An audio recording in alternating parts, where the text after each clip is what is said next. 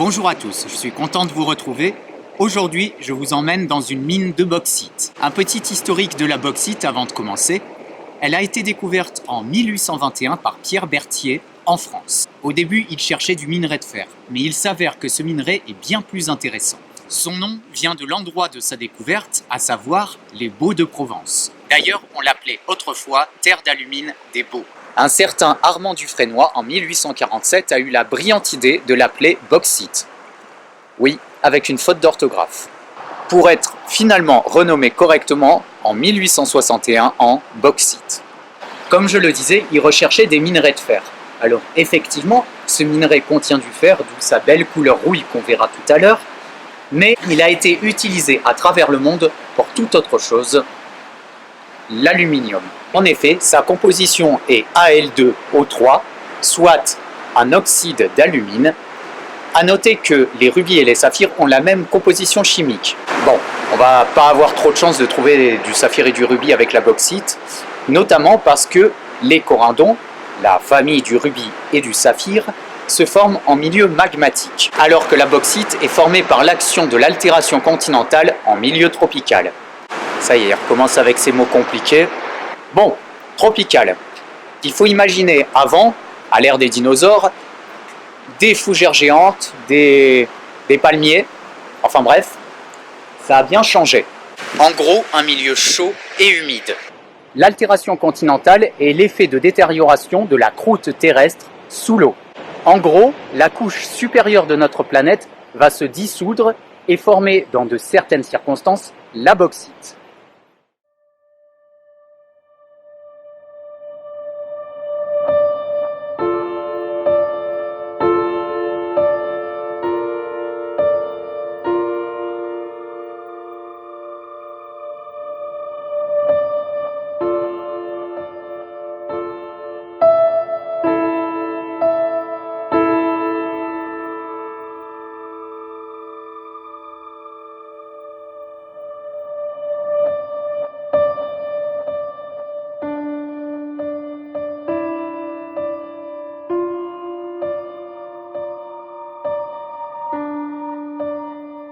Voici les déblais de la mine. Comme vous pouvez le constater, c'est extrêmement rouge. Donc c'est dû aux oxydes de fer. Et c'est une roche d'aluminium donc. Voici d'ailleurs une jolie petite bauxite. Voilà, ça ressemble à ça. Et cette bauxite est composée de plusieurs minéraux, la bayérite, la gibbsite, le diaspore et la bœhémite. Et c'est très difficile d'observer ces cristaux dans la bauxite à cause de la détérioration de la roche. On peut trouver d'autres minéraux associés à la bauxite, et ceux par exemple en présence de fer, on va pouvoir trouver de l'hématite ou de la goethite, parfois de la pyrite. Mais également d'autres minéraux comme par exemple de la calcite, ou encore plus rare de la fluorite, et encore plus rare de l'érythrite qu'on a retrouvé en France dans la commune du Toronnet. On peut trouver également des minéraux d'infiltration comme de la dendrite, de pyrolusite. Mais aujourd'hui, on ne va pas s'attendre à trouver tous ces minéraux parce que souvent ça s'observe au microscope. Et je vais quand même vous faire visiter la mine et si on peut trouver quelques bauxites caractéristiques, c'est parfait.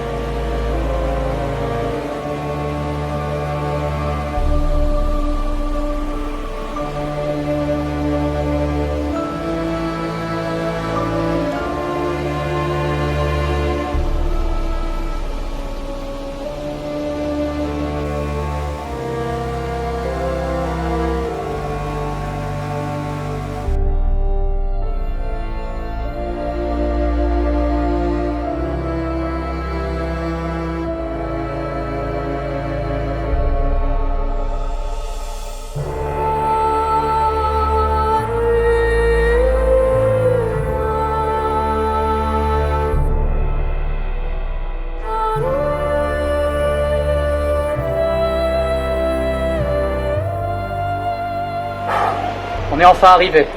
Ça a été interminable parce qu'en fait on était juste en face, mais avec toute l'eau, impossible de traverser. Mais on y est enfin. Et heureusement, c'est ouvert. Alors pourquoi ça reste ouvert constamment? Simplement pour laisser accès aux spéléologues entraînés qui veulent un peu visiter ce réseau de galeries, parce que c'est un immense réseau de galeries qui s'appelle le réseau Sabre. Il me semble, d'après les anciennes archives, que ce niveau qu'on va visiter est relativement droit et faisait 5 km. Donc c'est énorme. Bon, j'imagine que depuis le temps, il y a quelques endroits qui se sont effondrés ou qui sont peu accessibles, alors il n'y aura peut-être pas 5 km. Allez, c'est parti. Hop là. C'est toujours un peu humide au début, après ça va mieux.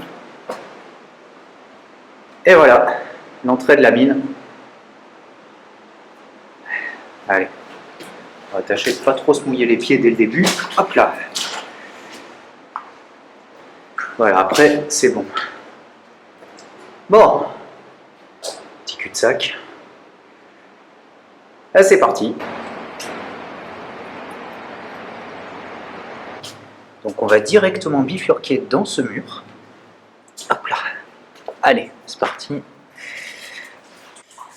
Voilà, je viens de passer. Ça, c'est un souvenir que j'avais, j'ai envie de vous le montrer. Regardez toute cette calcite qui s'est déposée. Alors, en caméra, je ne sais pas si ça va rendre des masses, mais alors, c'est tellement brillant. C'est magnifique. J'essaie de faire briller à la lampe pour vous. C'est vraiment magnifique. Alors du coup, à droite, on va commencer l'exploration par là-bas. À gauche, ça va être un cul-de-sac.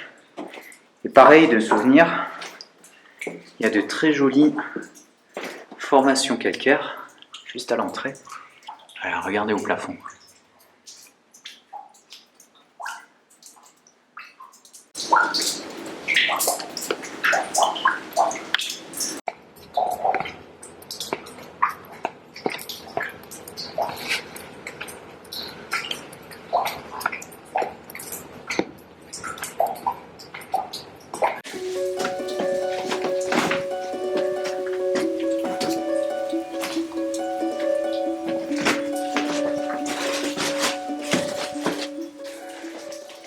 Je rappelle que c'est mon métier, mais n'y allez jamais seul. Moi je suis accompagné là encore une fois. N'y allez jamais seul, ne restez pas trop longtemps si vous êtes amateur et faites toujours très attention parce que on peut penser que c'est stable et tout, mais non, ça reste une activité dangereuse. Là d'ailleurs je suis en train de parler fort, c'est pas du tout ce qu'il faut faire. Donc ne m'imitez pas, vous parlez doucement, déjà pour ne pas effrayer les animaux, les chauves-souris, et surtout pour ne pas faire trop vibrer. Voilà. Ici, la bauxite, qui est pas mal formée. Hein. Voilà. J'essaie d'aller plus lentement, vous me l'avez fait remarquer, que souvent je donne des à-coups, donc on ne voit pas grand-chose. Et souvent dans ces petites formations rondes ici, voilà, on peut trouver au contour du fer. Alors, on le voit un petit peu ici. Donc, parfois de l'hématite par exemple. Voilà. Regardez ces vestiges. Et ça continue en fait tout le long. J'adore voir encore en place. Regardez, il y a les dalles de béton, les soutènements. J'aime beaucoup voir en place les anciens travaux. Là, un ancien mur, pareil de soutènement.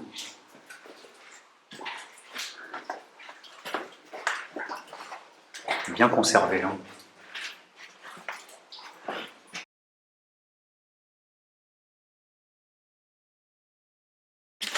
Le collègue qui s'embourbe un petit peu, c'est boueux à souhait là. Bon, il y a encore tous les vestiges, les rails.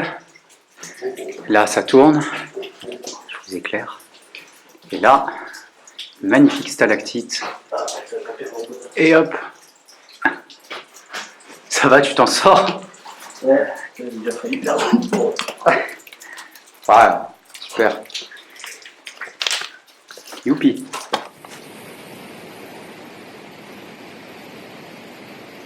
Là, on peut vraiment voir la présence d'oxyde de fer. Regardez cette couleur bien rouge, c'est magnifique. On dirait presque du jaspe. Très très beau. On est arrivé au bout de la première galerie. Du coup, on va se poser dans cette impasse pour vous faire un petit point sur la production de l'aluminium. Comment extraire l'aluminium de la bauxite. Il faut savoir qu'en 1930, la France produisait 35% de la production mondiale.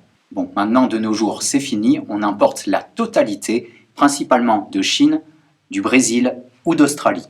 Comment extraire l'aluminium de cette pierre? On utilise le principe d'électrolyse. Pour faire simple, on va dissoudre la bauxite dans un bain et faire circuler un courant électrique. Ce procédé va permettre d'attirer l'aluminium et de le récupérer. Ça, c'est la version simplifiée parce que le principe réel est bien plus complexe. Il y a eu d'abord en 1860 le procédé d'éville. Deville, enfin comme ça quoi. On broyait la bauxite et on le mélangeait à du carbonate de calcium. Puis on calcinait le mélange à 1200 degrés, ce qui était une énergie monumentale pour l'époque. Ensuite, on mélangeait de la soude, on filtrait, on carbonisait de nouveau, enfin bref, c'était un procédé très coûteux, très énergivore et surtout pour l'époque. En 1887 démarre l'utilisation du procédé Bayer. Alors, rien à voir avec eux. Le principe était de dissoudre la bauxite dans de la soude et cela exigeait une rapidité d'exploitation.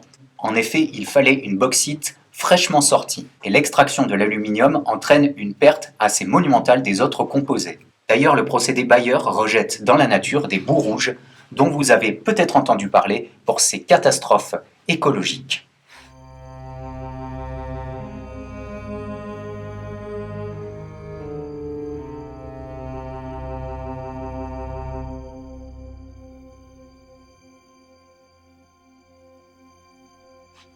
Cependant, les Canadiens ont mis en place le procédé Orbit.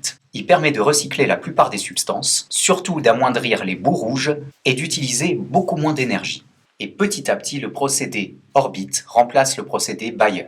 Alors il ne faut pas se leurrer, ça reste quand même un principe d'extraction assez lourd pour l'environnement.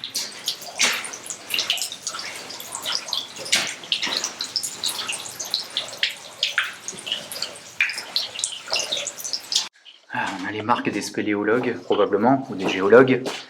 Du coup, on va passer ce muret. Alors, je vais vous y emmener directement pour vous faire découvrir ce qui se cache là-bas. Oh. Allez. Donc là, il y a une faille. À mon avis, on peut descendre difficilement, mais on peut descendre. On arrive encore sur des marques. Donc il y a une autre galerie ici. Faille. De l'autre côté, il y a encore une galerie. Donc ce qu'on va faire, écoutez, dans un premier temps, on va faire l'inverse. Voilà, on va aller à l'autre galerie et on verra bien. Là, c'est vraiment belle galerie. Par contre, dès qu'on parle, il y a des grondements au fond. Je ne sais pas si c'est les échos. On va faire attention. Oula, ça devient un peu plus étroit là. Allez, on va être prudent. On est arrivé au bout de cette galerie. Et le mystère des grondements, à mon avis, c'est l'évacuation d'air qui fait le sacré grondement. Ça doit être le vent qui s'engouffre. Ouais, bon là on va avoir du mal parce que ça descend pas mal. Et là il y a toute l'eau qui coule dans des petits bassins, c'est très joli ceci dit, mais je crains que ce soit bien inondé après. Je vais m'aventurer un tout petit peu plus, mais à mon avis ça va être la fin de l'aventure là. C'est très très joli. Regardez un peu les formations.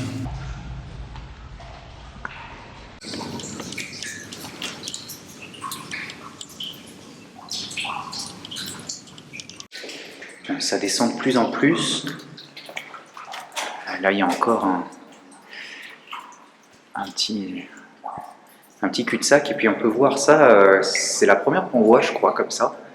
Encore une poutre intacte. Bon, intacte, à mon avis, il ne faut pas que je la touche, hein, celle-là.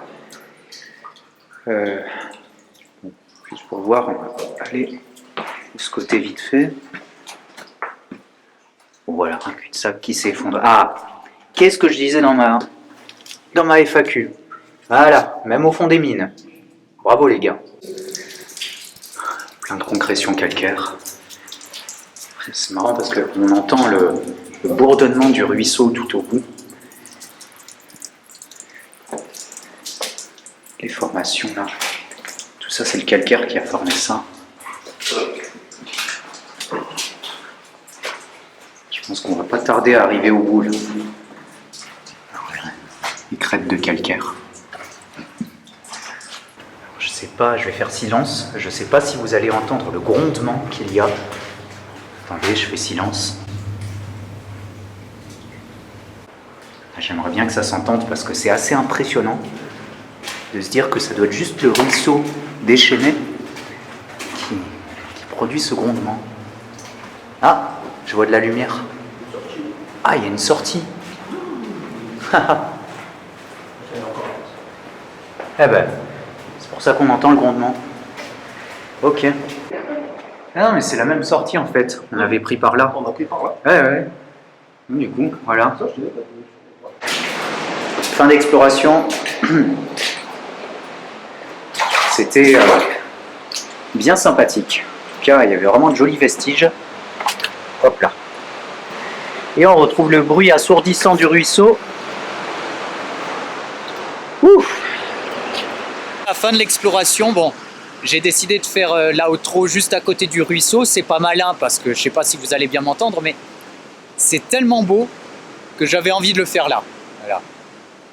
Je vous laisse profiter un peu de la nature avec ces quelques images et à bientôt pour de nouvelles découvertes.